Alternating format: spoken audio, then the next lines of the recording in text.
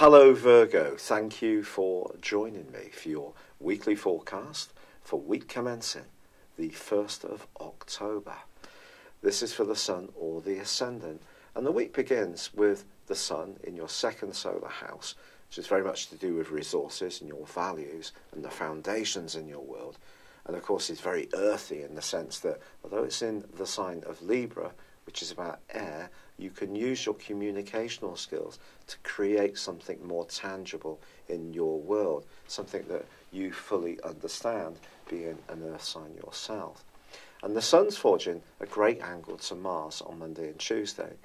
If you really need to work hard and get something done, you can be incredibly productive at the start of this week. But as this week goes on, it could get a little bit more complex, quite frankly. This is because the quarter moon, which occurs on Tuesday, suggests there could be some kind of tangle between you and someone you're involved with in a group situation where their attitudes or their values or even their approach to possessions or money may jar and clash with yours. If you've known someone a long time and they're starting to change, there could be a divergence between you.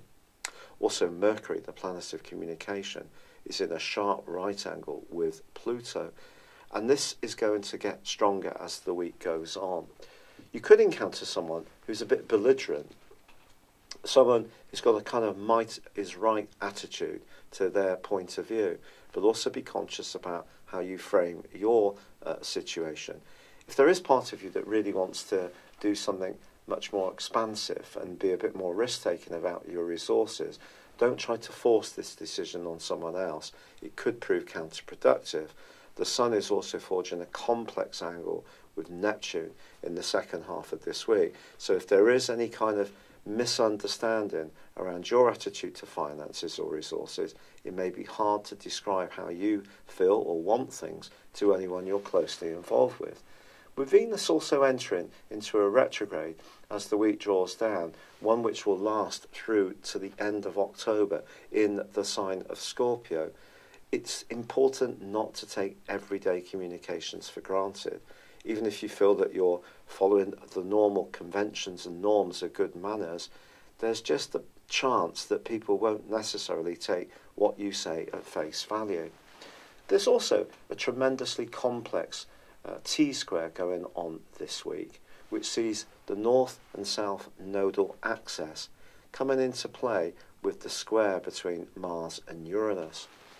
If there is some part of your world where you're feeling that you're needing to be very self-sacrificing, but you don't seem to be getting the same level of satisfaction from it, some part of you may be wanting to escape the level of demands that you get from other people.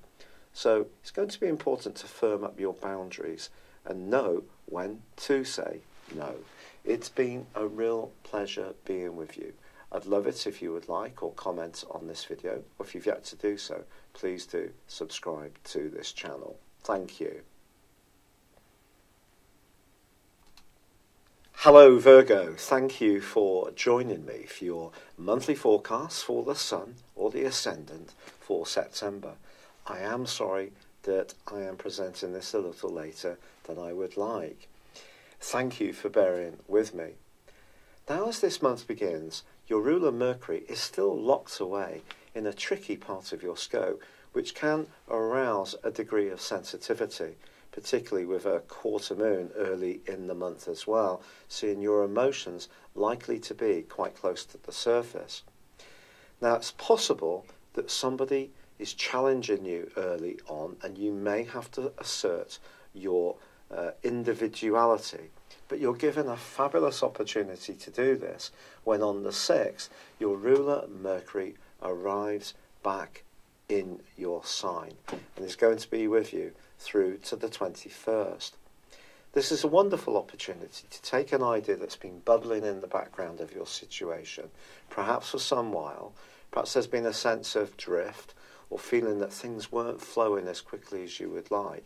Of course, some of the retrogrades may have had some bearing on this, it's true, and Mercury retrograde in particular.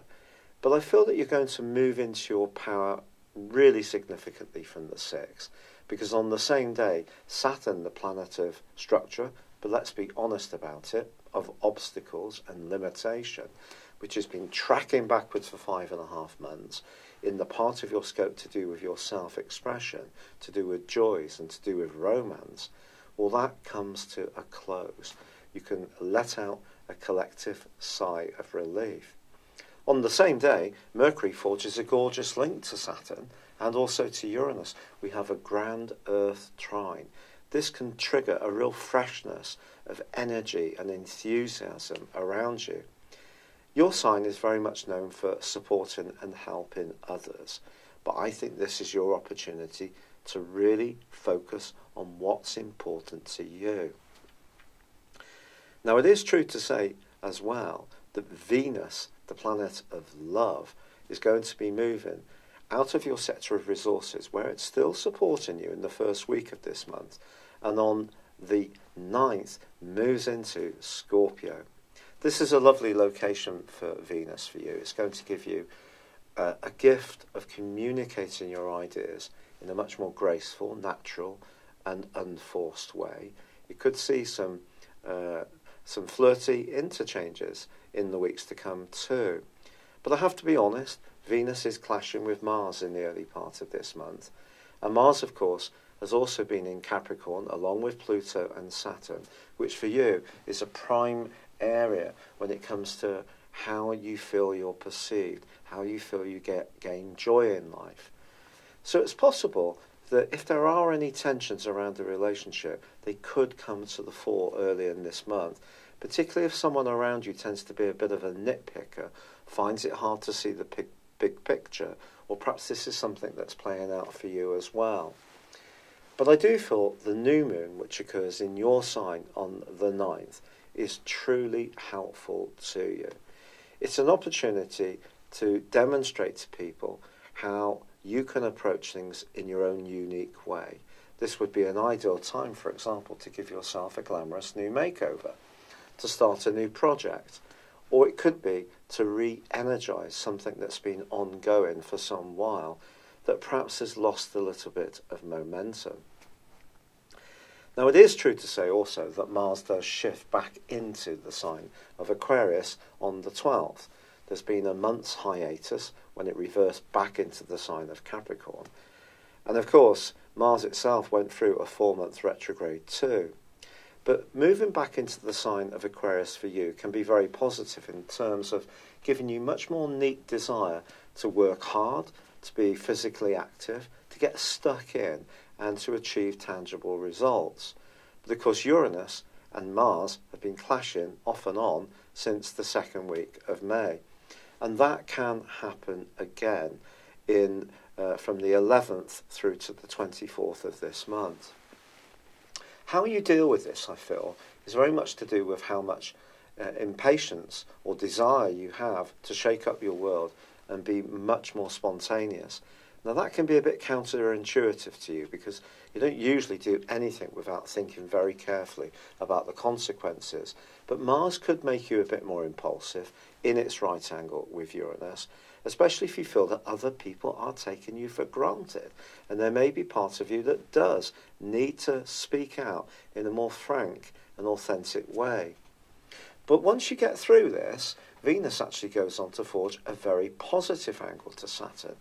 So the people that you can communicate well with at the heart of this month are going to start to emerge for you. And also Jupiter and Pluto continue to forge for 3 weeks this month, a sensational link. So if there is a strand that's working well, a relationship that's developing, it doesn't have to be of a romantic context, but any relationship where you feel you can communicate well, your voice is heard, you can be your natural self, be humorous, fun to be with, and also entertaining even, but something important could change through the auspices of Jupiter and Pluto, which can be very fortunate in this particular association. But then on the 22nd and also the 23rd, Mercury, followed by the Sun, relocate into the sign of Libra, the subsequent sign to yours. This is very much about money and resources. The 24th sees a full moon, which of course occurs in the sign of Aries. but this is going to be angling in a right angle to Saturn. Saturn, remember, is in that sector of self-expression, and the Sun now moving into the second house, and the Moon in Aries is in your 8th house. I think it's possible that when it comes to a very close involvement, especially of a romantic kind, if there's something that just isn't working and you're not getting any sense of satisfaction or enrichment from it, the following 2 weeks are going to be a time when you need to think carefully. If, on the other hand, things are going really positively for you, which I hope they are, there's every chance that that angle between Jupiter and Pluto is triggering something which can see you putting more and more solid foundations down. But because you're an earth sign, you like to see the tangible benefits in situations. And if something does seem a bit airy-fairy, or it's all talk and no action, this is where I feel Saturn's angle to that full moon is going to see you having very serious food for thought. It's been a real pleasure being with you, Virgo. I'm sorry that my energy is still pretty low. I'm so grateful for all the kind messages, suggestions and support that you've given me through my rheumatoid arthritis. I'd love it if you would like this video or comment upon it, or if you've yet to do so, please do subscribe to my channel. Thank you. Hello, thank you so much for watching my video. I'd love you to join me at my Horoscope Ace app. You can find this at www.horoscope-ace.com. You can use it through Android, iOS, Apple or Facebook. Check out your ascendant or your moon sign, or download your free birth chart. There's all your favourite videos, plus there are daily, weekly, monthly and yearly horoscopes for general, love, Chinese and Indian astrology. If your passion is tarot, there's my brilliant 3-card money or love tarot readings too. And it's all there at www.horoscope-ace.com. Thank you.